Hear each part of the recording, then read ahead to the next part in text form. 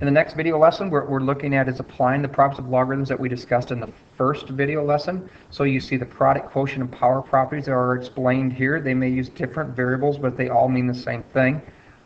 So what we're going to do is we're going to come down here and we're going to apply some of these properties to example 1. You have to get in the right frame or reference of mind on these. Look at the directions. They say express each logarithm in terms of log of 5 and log of 3. So we got to keep our rules in mind. We got a product property, quotient property, and a power property.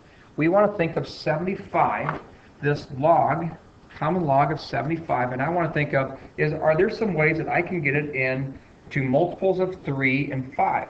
So the first thing that comes to my mind is, how about a 25 times a 3? Because 25 times 3 is 75. So we're going to re-express these numbers in different ways. And one way is to do 75 is 25 times 3. The value is that 25 is the same thing as, and I'm going to write that as, 25 is 5 squared times 3. Now this is equivalent to 75.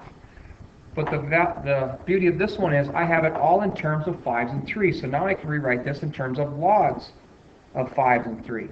Now let's go back and apply some of our properties. I see a product rule in here. So I know that the log of a product is the sum of the logs. So I'm going to rewrite this as the common log of 5 squared plus the common log of 3. Log of a product is the sum of the logs. Then we're going to apply one more rule.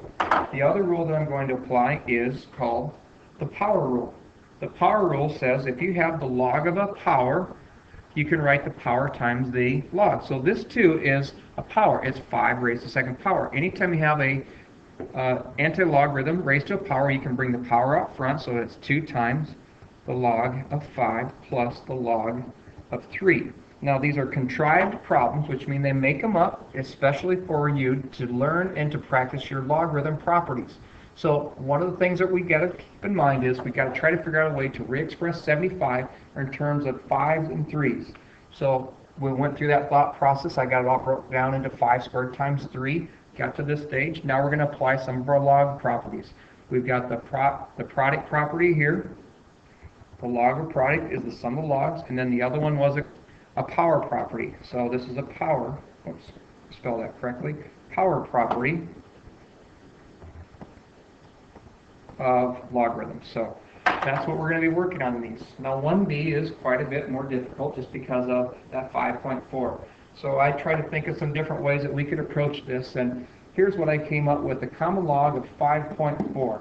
There are no obvious factors of 3 and 5 in there to me. I know that if I looked at it in a different way, and what I did is I rewrote it in the equivalent form of 54 over 10.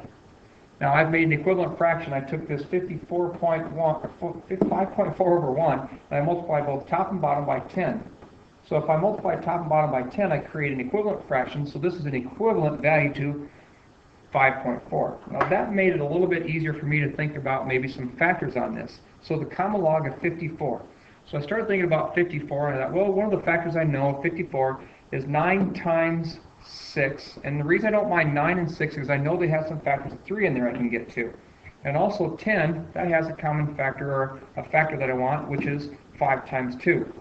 So that was the first kind of series of equivalencies I thought of. And then I thought, well, I want to get them all broken down in factors of 3 and 5 if I can. So it's going to be the log of, now 9 can be written as 3 times 3, or 3 squared, and 6 can be written as 3 times 2. So I have an equivalency of 54 on the top, and on the bottom it's 5 times 2. Well, I really don't want any of those 2's in there, so I'm going to cancel out the 2's and get rid of those. So from the very beginning, what I could have written, although I didn't recognize it right away, but I could have written as the log of 3 cubed divided by 5, which in essence is saying is 27 divided by 5 is it equivalent to 5.4. And if you double check that math, that is correct. So your choice is you can either work with that 5.4, or you can get it out of a decimal format and change it to a fraction, and maybe that'll make it a little bit easier. I thought it did. Maybe you have a difference of opinion on it. So now what we're going to do, once we have it as equivalencies in factors of 3 and 5, is I want to rewrite this using logarithms of 3 and 5. So now we're using our log properties. I see a log of a quotient, so I'm going to use a quotient rule. The log of the quotient is the difference of the log. So it's going to be the log of 3 to the third minus the log of 5. Then there's one more rule that we can use. We can use our power rule. The log of 3 to the third is 3 times the log of 3 minus the log of 5. And that's a direct application of the power property of logarithms.